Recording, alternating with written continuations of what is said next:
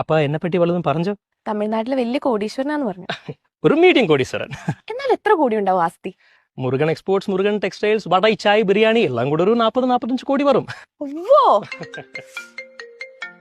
യാര് boy ഫ്രണ്ടാ? ആ ചെറുതായിട്ട് കുഴപ്പമില്ല, ഞാൻ തേച്ചോളാം.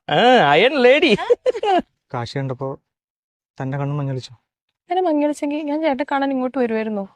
ചേട്ടനൊന്ന് വിളിച്ചാൽ മതി, ഇറങ്ങി വരാൻ ഞാൻ തയ്യാറാ. എന്നാ ഇറങ്ങി വാ, നമുക്ക് കല്യാണം കഴിക്കാം. ഈ കല്യാണം നടന്നില്ലെങ്കിൽ എന്റെ അച്ഛൻ ആത്മഹത്യ ചെയ്യുന്ന പറഞ്ഞേക്കുന്നത്. ഞാൻ പിന്നെ എന്ത് ചെയ്യാനാ? പിന്നെ എന്താ ചെയ്യാ? അല്ലെങ്കിൽ പിന്നെ ഞാൻ മരിക്കണം.